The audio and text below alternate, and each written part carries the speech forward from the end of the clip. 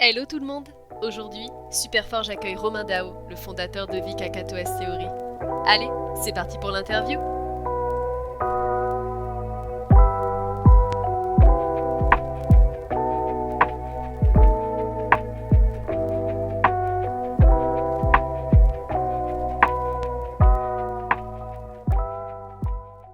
Est-ce que tu peux nous parler de toi et de ton parcours surtout?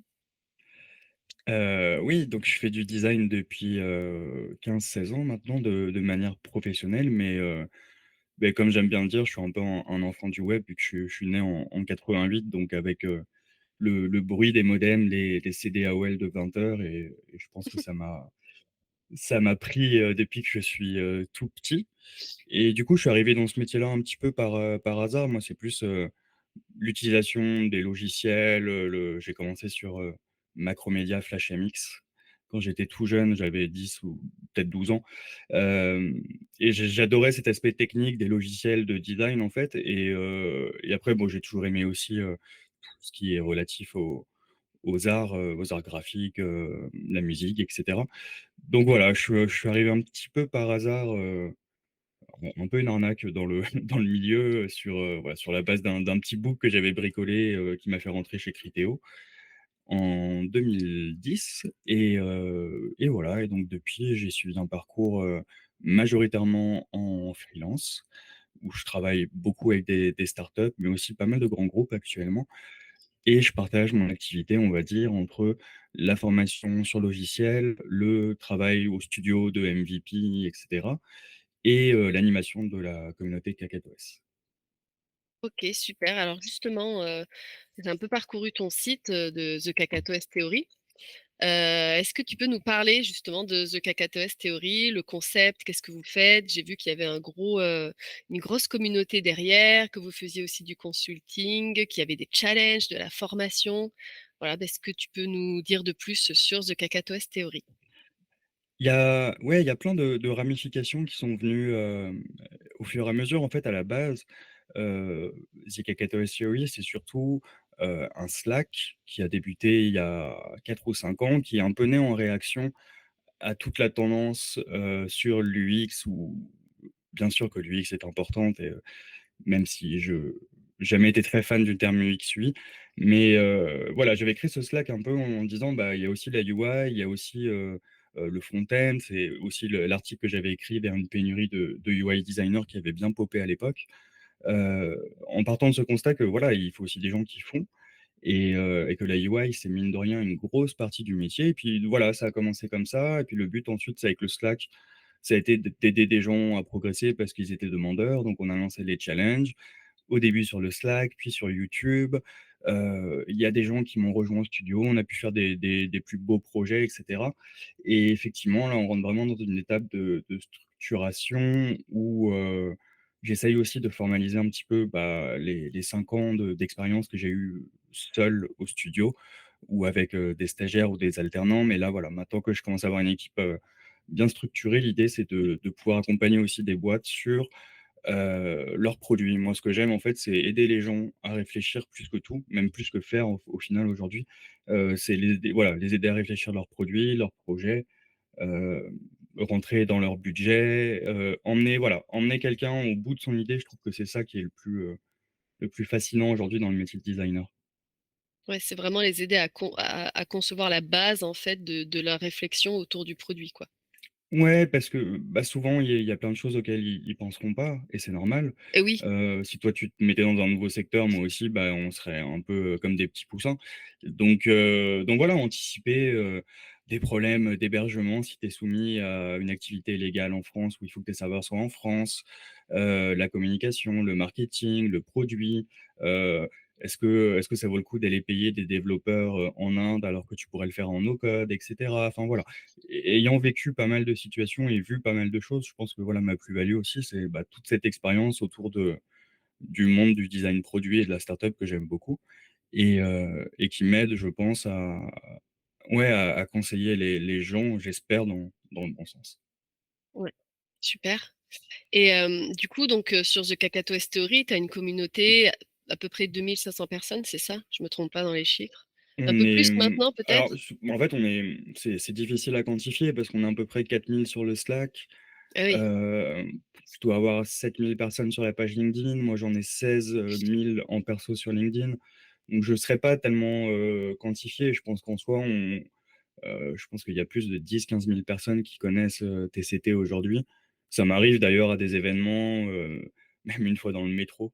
Bref, que voilà, les gens commencent à reconnaître la marque et tout, c'est rigolo. Donc, je rentre aussi dans le stade, si tu veux, où, il y a les chiffres, bien sûr, mais lorsque je me déplace en soirée design, lorsque je fais des événements avec Figma et cetera, c'est pas du tout rare aujourd'hui qu'on vienne me voir, et c'est pas forcément des gens dont j'ai entendu parler, tu vois?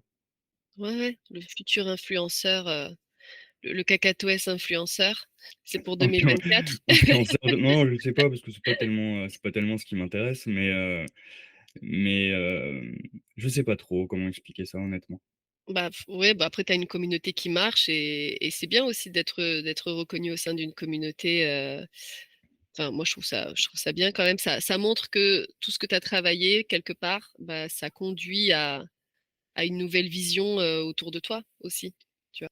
Bon et du coup cette communauté, est-ce qu'elle s'est créée un peu naturellement ou tu as vraiment cherché derrière à construire une communauté comme ça? Et si oui, Non, moi comment tu as fait pour la construire? je suis vraiment pas assez intelligent pour, penser des trucs Oh comme mais ça non, tu honnêtement. vas dire des choses comme ça. Heu, Non, mais parce que maintenant non, tu as non, des vraies mais stratégies pour construire des communautés et du ouais, coup, je c'est sais, vrai que toi, mais tu tu as une sais, communauté hyper grande, donc est-ce que tu as fait quelque chose vraiment, consciemment pour construire cette communauté ou est-ce qu'elle s'est faite naturellement au fil de l'eau parce que peut-être les personnes se reconnaissaient dans, ce que tu faisais ou ce que tu disais et naturellement, elles sont venues à se relier, à bah, ce je pense pilier de pensée, que quoi?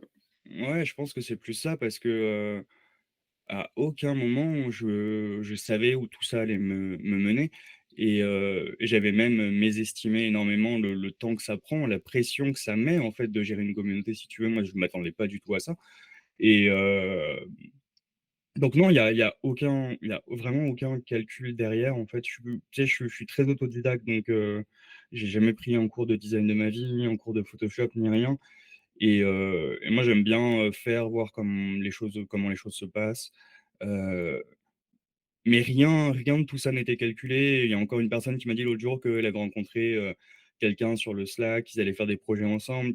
Voilà, il se passe plein Mmh. de belles histoires chouettes, dont parfois j'ai écho.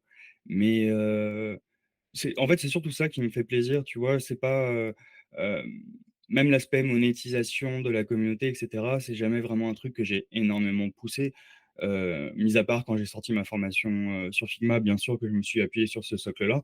Mais il y a 5 ou 6 ans, c'était absolument pas le but parce que j'en étais pas du tout là, tu vois? Ouais, je vois. Et du coup, tes tout premiers clients, c'était lié à ta formation sur Figma ou il y Non, a eu parce que ma formation Figma, elle est sortie récemment. Non, non, mes premiers clients, enfin en fait, Kakatoès date de 2017, qui est la date à laquelle je suis rentré en France après 2 ans d'expatriation en Argentine en fait, j'ai retrouvé des clients assez vite via des contacts, via des gens que je connaissais. Enfin, voilà, comme j'ai pas mal baroudé dans le milieu des startups, on va dire, ça m'a ouvert aussi des portes et puis ça me permet aujourd'hui, bah, de choisir un peu mieux les clients, les projets sur lesquels on va bosser et cetera. Mais voilà, la plupart aujourd'hui, effectivement, des clients, moi, je fais pas de prospection, me trouvent, bah, via cette notoriété de Kakatoès, pardon, de la communauté et de cette légitimité que j'ai pu construire avec le temps, quoi. OK, super et est-ce que tu enfin, c'était quoi ton plus gros challenge et est-ce que tu penses qu'il y en a vraiment eu un pour, monter et surtout faire vivre The Cacatoès Theory? Le challenge pour moi, c'est de durer dans le temps, de se renouveler parce que mine de rien, c'est éreintant de tenir, ce rythme-là entre le studio, la communauté et cetera. Hem, Quelque chose que les gens voient pas, mais c'est à quel point tu peux être sollicité, en fait, sur LinkedIn, sur Slack et cetera et fut un temps où j'essayais de répondre à tout le monde, mais aujourd'hui, tu vois, c'est plus possible. Donc ça, c'est des choses qui sont compliquées à gérer aussi et auxquelles je m'attendais pas, mais malheureusement, je j'ai plus tellement de temps de répondre à toutes les personnes qui me demandent des conseils, des regards sur leur portfolio et cetera. Donc voilà, ça c'en est un et mon plus gros challenge, ce sur quoi j'ai envie de travailler cette année, c'est le fait que la boîte ne tienne pas qu'à moi. C'est-à-dire que j'ai pas envie que Cacatoès, dans la tête des gens, ça soit, que Romain. C'est très important pour moi de commencer et c'est ce que je vais essayer de faire cette année, de commencer à faire venir de nouvelles têtes, voilà, qui vont aussi représenter d'autres personnes de la communauté. Enfin, je j'en dis pas trop, mais on a pas mal d'idées, au studio, donc Ah super, voilà, bah, mais on a hâte de voir ça. voilà, rien que de faire monter un peu Maxime, mon alternant qui est très bon, sur Figma et cetera, mais voilà, j'ai envie que c'est important et c'est pour ça d'ailleurs que la boîte s'appelle pas, Romain Dao Design ou je sais pas quoi, voilà, j'aime bien cette idée de marque, de branding qui sera toujours lié au fondateur parce que voilà, mais qui te dépasse un peu et puis, je sais pas si la marque me survivra un jour si ça s'arrête, mais voilà, c'est important même si ça restera, je sais, toujours lié, à moi, qu'il y ait d'autres personnalités qui émergent et j'ai pas mal d'exemples, voilà, de boîtes ou de chaînes YouTube où au fil du temps, ils ont réussi à amener ça et voilà, c'est des choses que j'aimerais bien faire parce qu'on aimerait bien, tu vois, par exemple, filmer un peu la vie de l'équipe, faire des petits vlogs, des trucs comme ça. Hem, donc voilà, on a plein d'idées pour que, voilà, ça commence à émerger de ce côté-là. Trop bien. Bah, on a hâte de voir ce que ça va donner. En tout cas, on va suivre ça avec intérêt. Mmh mh. Nouvelle petite question qui du coup nous impacte un peu plus nous chez Superforge, c'est, comment toi t'en es arrivé au no-code? Parce qu'en fait, j'adore faire les choses moi-même. Si tu veux, j'ai appris le front-end quand j'étais jeune parce que, bah, je trouvais personne pour dev mes interfaces que je designais ou voilà, donc je me suis dit: «Bah, autant apprendre le HTML, CSS, PHP et compagnie». Et donc le no-code un peu pareil, parce que j'adore faire les trucs moi-même et puis en fait, j'adore apprendre. Donc j'ai commencé par Webflow qui est pas super compliqué, heu, surtout quand tu connais le code. Mais je me suis, vous le savez, pas mal pris, la tête sur Bubble, que j'aime beaucoup. Mais j'adore cette idée que, heu, en travaillant, en essayant de comprendre, parce que c'est mine de rien pas forcément toujours simple ces outils-là, bah, tu arrives à faire des trucs tout seul et je trouve ça hyper valorisant. En fait, c'est ça que j'adore dans cette idée-là, hem, le no-code, c'est des choses qui t'obligent à penser, vite et bien, à éluder la complexité.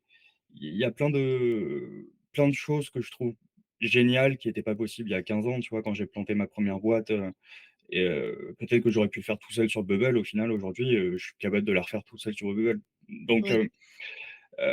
c'est cette promesse que j'adore dans le no-code, même si, il faut pas tomber dans la facilité parce que ça ne l'est pas.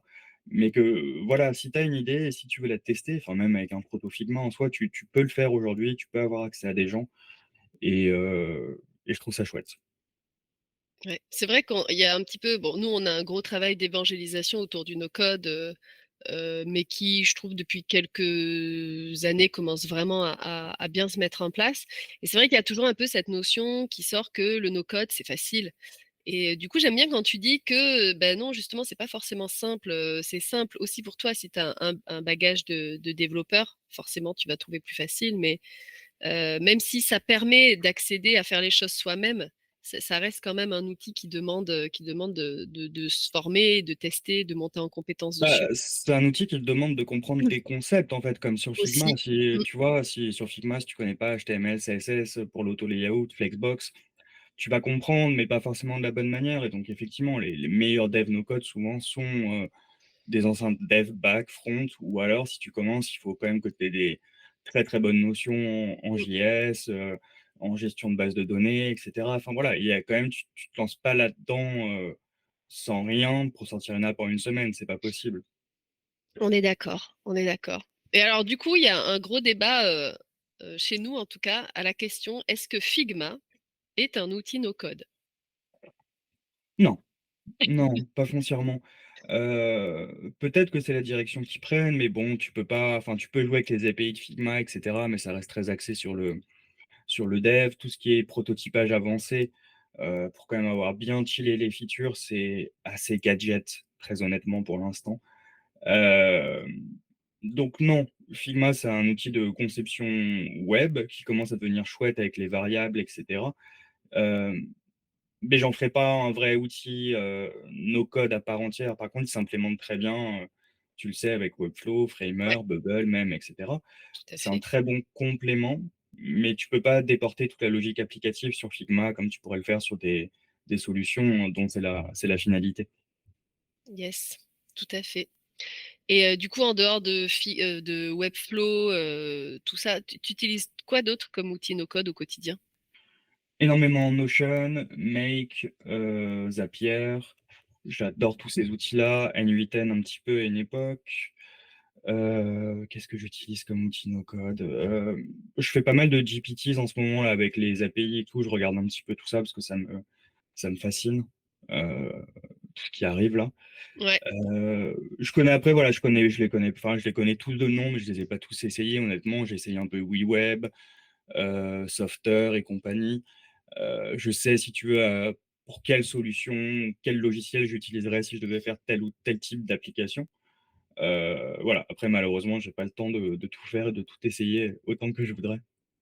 ouais, bah, oui, ça prend du temps, mine de rien. Ça prend du temps, ouais. Super.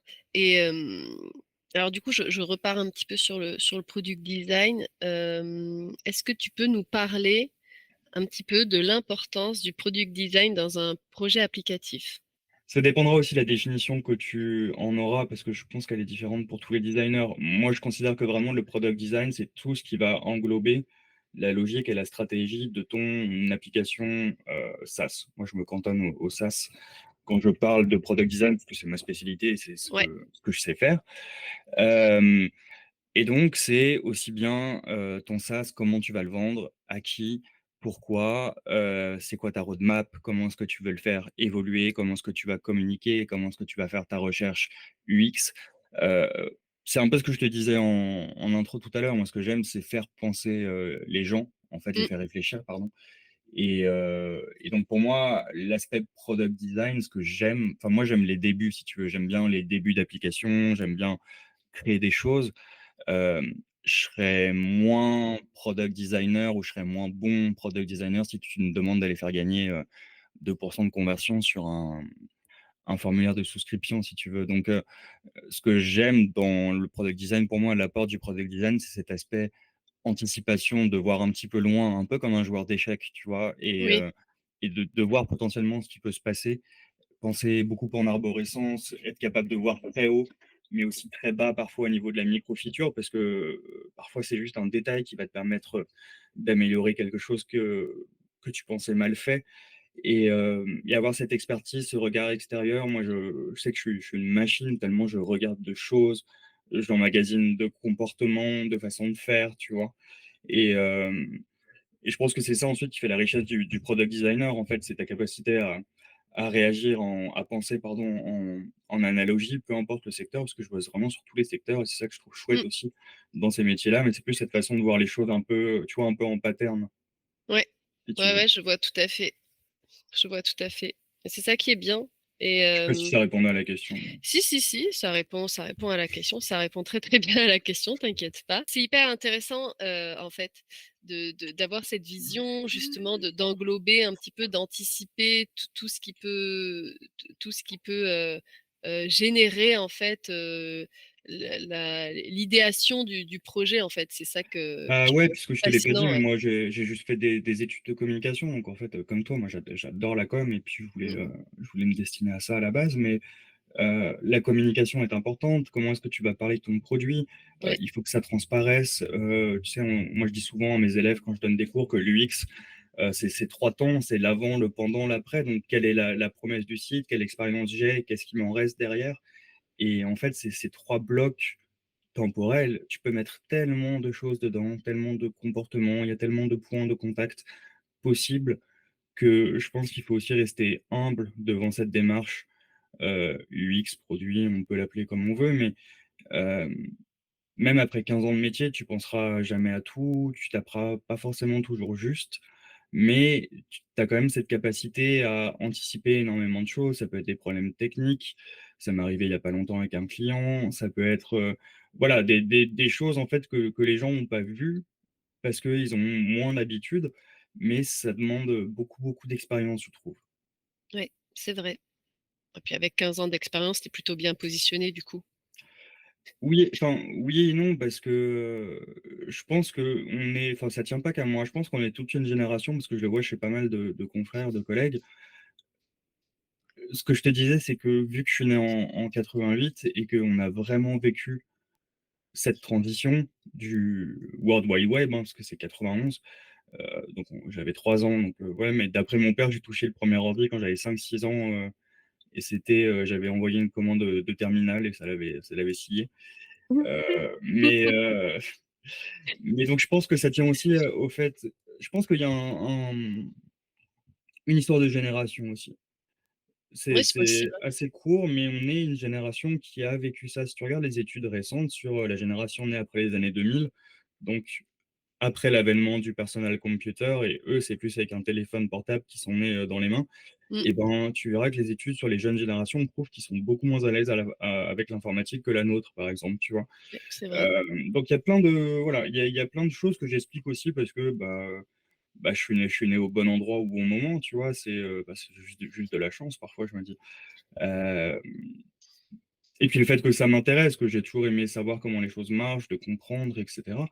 Mais ça donne un avantage dans le sens où, oui, tu comprends comment est-ce qu'on en est arrivé là. Je trouve que c'est très important.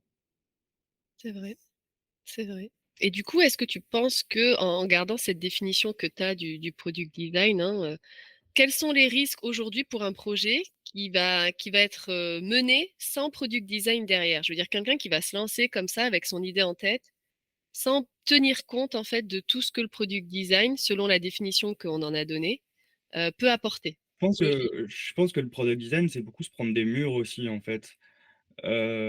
C'est accepter le fait que l'idée que tu peux avoir au début sera peut-être pas celle que tu auras à la fin. Typiquement, j'ai commencé chez Criteo, alors qui est plus forcément ce qu'elle était à l'époque, mais en 2009, entre 2009-2015, ça a cartonné. C'était les rois du RTB, Real Time Bidding, donc tout ce qui est bannière sur internet. À la base, Criteo, c'est un algo de recommandation de films, tu vois? Ouais, Hem et donc je pense qu'il y a des tas de gens qui ont des bonnes idées. On est un peu à la fin de l'argent gratuit, de toute façon, hein, des startups et cetera. Donc on verra, voilà, un peu moins de choses qui ont peut-être moins d'utilité, moins de risques pris aussi dans le milieu. Hem et si quelqu'un se lance bille en tête avec son idée, bah, en fait, il a la capacité de l'exécuter, de se prendre le mur en 3 semaines, tu vois? mmh mh, Et puis il apprendra et puis il comprendra et moi, je suis un peu comme ça, en fait. Donc hem je pense que le pendant inverse, qui est de tout vouloir dérisquer, parfois aussi t'enlève ce côté instinctif que moi j'aime trouver ou faire ressortir parfois chez des créateurs, chez des gens, qui même si c'est des pontes où ils connaissent très bien leur secteur, bah, parfois ils ont aussi des énormes biais. Hem et voilà, je trouve que c'est ça qui est chouette aussi, tu vois? C'est de les aider, ce que je te disais, à réfléchir, à les emmener quelque part et tout ça, en fait, c'est une démarche de design, de conception. Je pense qu'il y a tellement de littérature aujourd'hui que c'est quand même rare de se lancer, bon, tu vas me dire: «J'en connais, hein», mais bon, au final, tu peux aujourd'hui, que ce soit avec le product design, la research, le market, enfin, c'est ça aussi, hein, qui tu as tellement d'outils où tu peux tout faire tout seul que, tu as pas mal de moyens de contrôler ce que tu es en train de faire et puis de t'assurer que tu es sur la bonne voie. ouais, à condition que tu arrives à te décharger des biais, parce qu'on en a tous quelque On en a part. tous, mais bon, après, j'ai envie de te dire, si tu crées ton app et que tu veux en parler à personne, que tu fais signer un NDA et cetera, ça j'avoue que ça fait longtemps que ça m'arrive plus, tu vois? Mais je toujours trouvé ça un peu naze de faire signer des NDA sur la base d'une idée, quoi. C'est ou ton truc sera trop compliqué à copier ou si c'est copiable facilement, bah, c'est peut-être qu'il y a un problème et cetera. Mais Mmh, hem, ouais, ce qu'il faut aujourd'hui, c'est exécuter vite. Pour moi, le secret, c'est ça.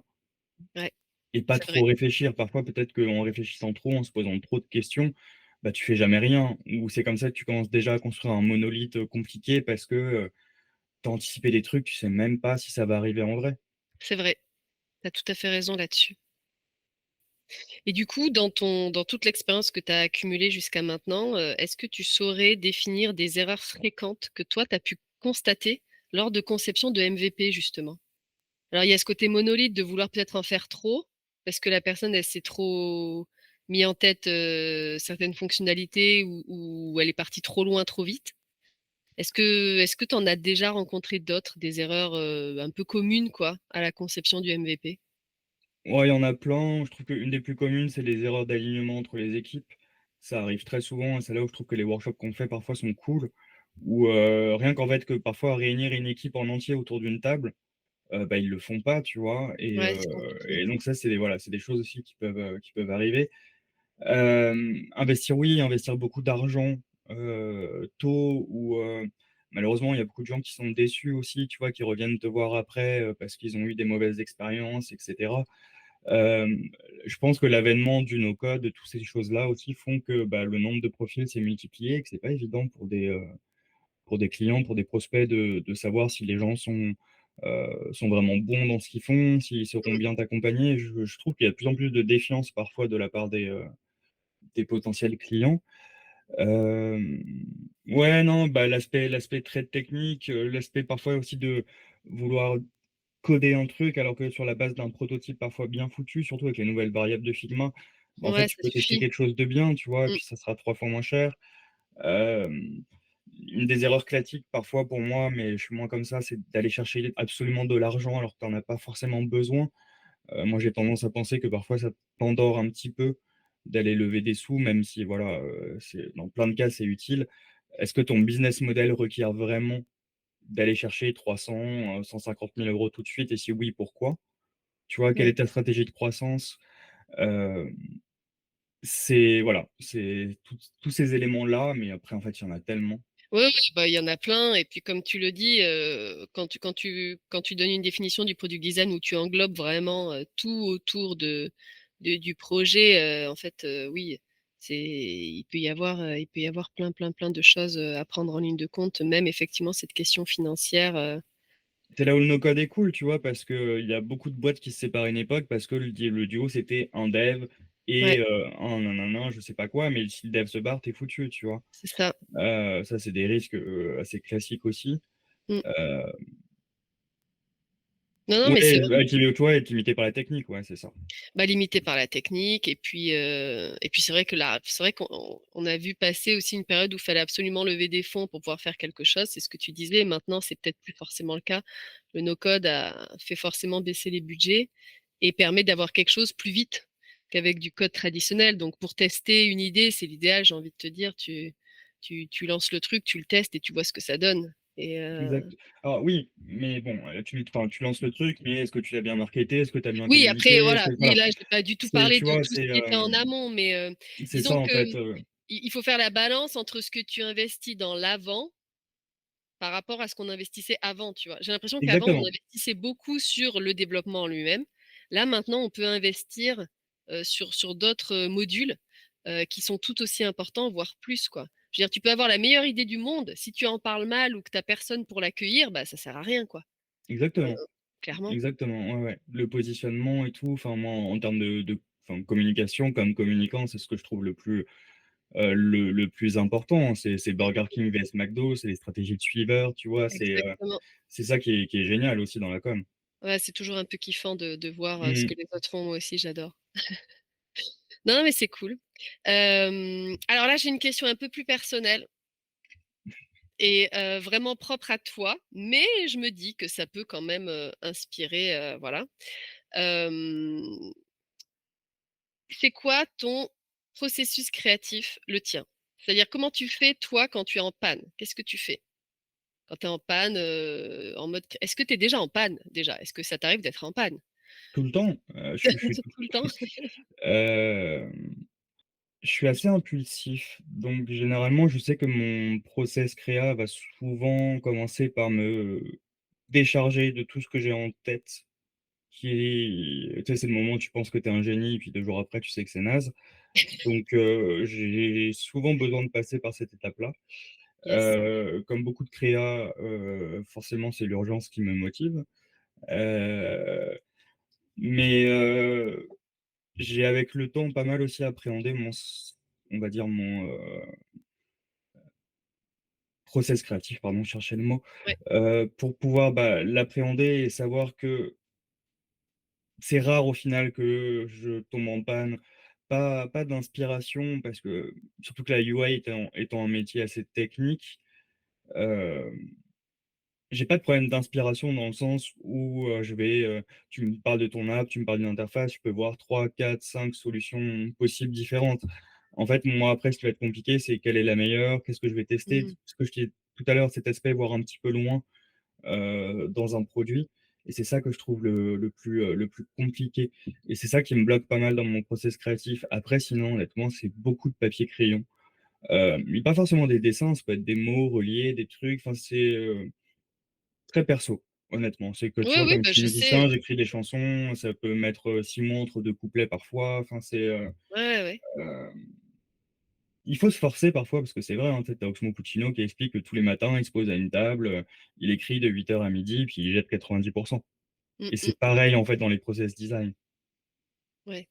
Oui, il faut pas avoir peur à virer le superflu et à se dire que finalement, mais c'est important de le poser. Moi, je suis un peu comme toi, je pose pas mal, les idées aussi, sur papier ou pas forcément, mais il faut que ça sorte, quoi. Sinon ça me bloque. Ouais et puis j'aurais toujours, voilà, cet aspect très instinctif où je sens le moment où je vais commencer à me rapprocher de ce que je voulais, tu vois? Mmh. Et ça, je peux pas te l'expliquer. Non, non, je comprends. Est-ce que tu as pas ce côté des fois un peu de frustration aussi où tu sens que tu es pas loin, mais c'est pas encore ça? Si, mais j'adore ça, Moi, ça m'énerve tellement. j'adore ça. Là, je suis bloqué sur un proto Figma, je sais que je suis à 2 un truc, bien complexe, hein. Je sais que je suis à 2 doigts de trouver la solution et ça m'énerve, tu vois? Mais je sais que le moment, en fait, moi, c'est la satisfaction d'avoir Ouais, trouvé, donc comme quand je faisais du dev et cetera, c'est ça que j'adore, tu vois? ouais, c'est la satisfaction Faire: «Ah d'enfin y putain, ça arriver. y est, enfin ça marche, quoi». Ouais, c'est clair, c'est clair. Bon, merci, très inspirant. Bon, là, je rentre sur des trucs un petit peu plus perso, mais c'est pour mieux te connaître aussi. Qu'est-ce que le Romain d'aujourd'hui dirait au Romain de l'époque qui s'est lancé dans tout ça? Soit un petit retour vers le futur. Et puis, est-ce qu'il aurait envie de lui dire quelque chose? Ça se trouve, il aurait rien à lui dire, mais s'il avait quelque chose à lui dire, qu'est-ce qu'il lui dirait? Le Romain d'il y a 15 ans Je qui sais s'est pas, lancé bah, dans en fait, je sais pas si c'est, prétentieux ou pas, faut pas le prendre comme ça, mais en fait, je lui dirais de pas changer parce que je pense que je suis foncièrement, en termes de caractère, de la même personne, même s'il y a des points, bien sûr, sur lesquels j'ai évolué, des choses que j'ai comprises sur moi-même et cetera. Heu, je sais que c'est tous mes coups de tête, mes démissions, du jour au lendemain, le fait de me barrer en Argentine, enfin, si tu veux, c'est tout ça qui fait que j'en suis arrivé là aujourd'hui. Je sais pas si c'est bien ou pas, mais moi ça me va et du coup, bah, ça serait compliqué pour moi de enfin, s'il y a des choses que je pourrais je sais pas, qu'est-ce que je pourrais me dire? bah, Enfin, de pas changer, c'était bien déjà, hein. ouais, enfin, Et c'est c'est pas que prétentieux, c'est bien aussi d'assumer, tous les choix qu'on a fait au fil de notre vie, bah, j'ai sûrement fait beaucoup plus de mauvais choix que de bons, Oui, mais c'est ces choix qui t'ont conduit à ce que tu es mais voilà, aujourd'hui. c'est ça, voilà, c'est ça qui te permet de te Donc faut pas raconter les toi-même, renier, tu vois? voilà, Au c'est contraire, l'histoire que c'est tu te bien de racontes les assumer. voilà, c'est l'histoire que tu te racontes à toi-même après aussi. Mais, mais oui, enfin, c'est le fait, tu vois, d'avoir quitté, mon alternance, avant la fin, d'être jamais passé mes examens, d'avoir été barman, parce que je voulais être musicien, puis finalement j'en avais marre, donc, je bricolais du Photoshop, j'ai envoyé mon book et puis j'ai été reçu par Criteo, ils m'ont pris enfin, tu vois, tout ça en fait, c'est tu donnes le sens que tu veux aussi à tes actes, après et voilà, si je il y a peut-être des choses sur lesquelles je me serais dit: «Sois un peu plus sérieux, tiens un peu plus tes engagements vis-à-vis des clients», mais en fait, si tu veux, ça fait tellement partie de l'apprentissage du freelance que, Ouais. moi, je suis du genre à me donner des conseils, mais comme je te disais, il faut que je me prenne le mur moi-même. Donc, j'écoute les conseils, bien sûr, hein, de gens, que je trouve intéressants, en qui j'ai confiance et cetera. Mais comme je suis de nature un peu, mine de rien, solitaire et voilà et j'aime bien faire les choses moi-même, c'est des choses que je me dirais aussi, c'est, bah, garde cette ligne directrice, quoi. Mmh. C'est bien, c'est intéressant. Et du coup, tu dirais quoi aux Romain du futur? De faire plus attention à sa santé, peut-être de se ménager, de voilà, que enfin, mon boulot étant une passion, c'est compliqué de trouver la frontière, tu vois? Parfois. Mmh, c'est difficile de lever le pied. Mmh. Je pense pas que j'aurai des regrets plus tard parce que je suis épanoui, à côté. Mais, oui, j'ai moins de temps de faire de la musique, il faut absolument que je me remette au sport, tu vois? Voilà, c'est des choses aussi où je commence à 35 ans à cogiter là-dessus. Mmh. Ouais, c'est important de prendre soin de sa santé physique et mentale Exactement, aussi, hein. ouais. Oui, parce que je pense aussi que si je veux monter plus haut, en fait, il faut que je sois, en condition. Dernière question, très globalement, où en es-tu donc dans tes projets actuels et quelles sont tes pistes pour l'avenir? Bah, là, du coup, j'essaie de réorienter un petit peu, bah, le studio sur cet aspect, consulting, stratégie qui me plaît vraiment. J'ai vraiment aussi envie de continuer la formation parce que j'adore ça, en fait, rencontrer des gens, des profils, expliquer et cetera. Parce que chaque profil que je rencontre, en fait, c'est, bah, des nouvelles questions, des nouvelles façons d'apprendre, donc ça, c'est vraiment quelque chose de chouette. Et puis voilà, après l'objectif pour cette année, ça serait de, créer du contenu autour du design, mais, sous un angle un peu différent. Tu verras, voilà, quelque chose qui existe pas foncièrement, mais qui me ressemble, j'ai envie de Ouais, dire. Donc voilà, j'ai pas mal d'idées de concepts. Hem, je verrai ce que j'ai le temps de faire, parce qu'il y a quand même du boulot pour les clients et cetera. Mais, mais voilà, mon but, ça va vraiment être de mettre le focus cette année un peu sur tout ce qui est enseignement, académie, nouvelles formations et cetera. Et puis, comme je te disais, faire émerger un peu des nouvelles têtes aussi dans la communauté. super, cool. Eh beh, écoute, c'est très merci encore, d'avoir bien voulu répondre à toutes ces questions. Est-ce que tu as envie d'ajouter un mot de la fin? Heu, Bah, écoute, merci à toute l'équipe de Superforge et puis, bah, pour, ceux qui nous lisent, même si le contexte du design n'est pas forcément facile, voilà, il faut s'accrocher et jamais cesser d'apprendre parce que c'est ça le plus important et être curieux. Et être curieux, très important Parfait. d'être curieux. Et voilà, c'est fini pour aujourd'hui. Merci Romain et merci à tous de nous avoir suivis. À bientôt!